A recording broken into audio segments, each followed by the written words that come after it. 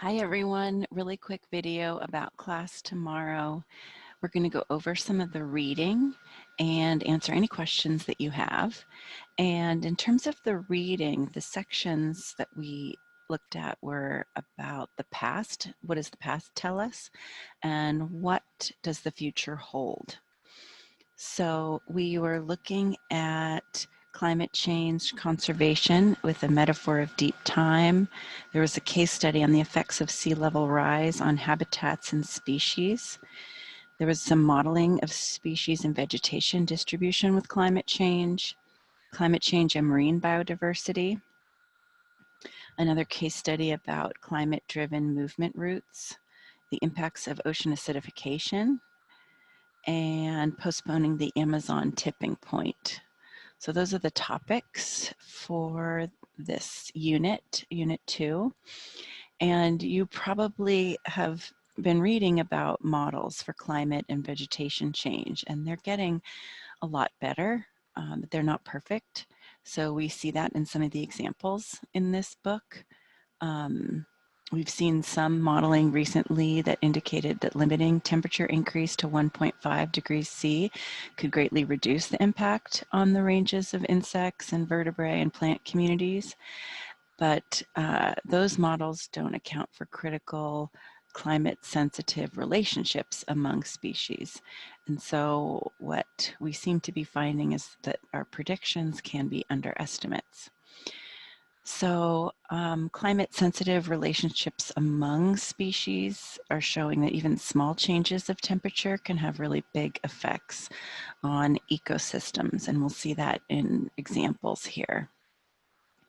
So an example is we know that coral bleaching events due to temperature-based disruption of coral reef ecosystems happens with even just a subtle increase of temperature for a short period.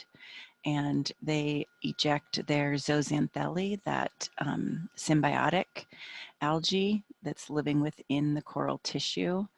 And when, a coral reef area is affected, it can affect an entire ecosystem. So there's been another recent example of temperatures in coniferous forests of Western North America.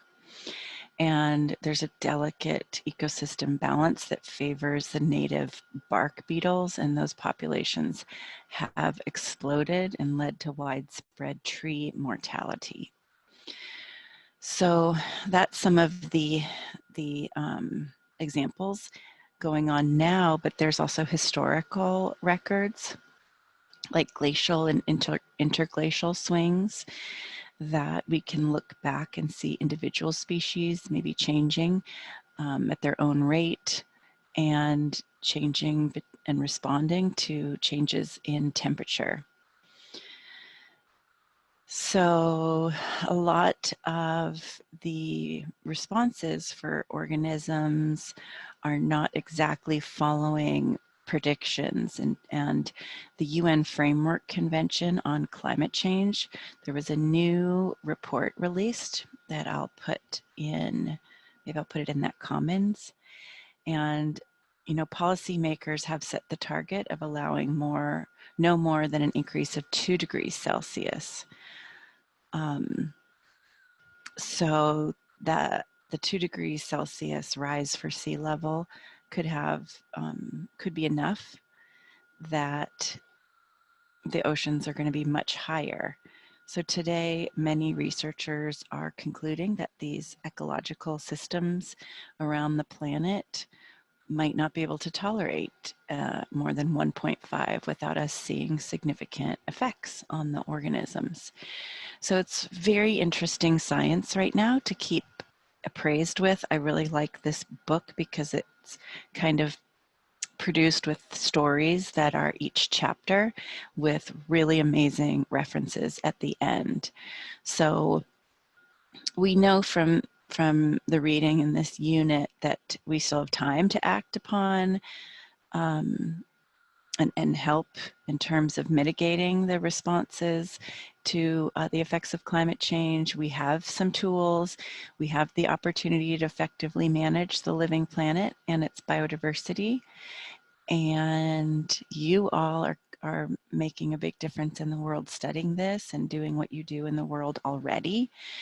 So I'm hoping that tomorrow's class will also be insightful and a great learning experience for you. So please, if I don't tape it, please remind me to tape it, and I look forward to seeing you tomorrow.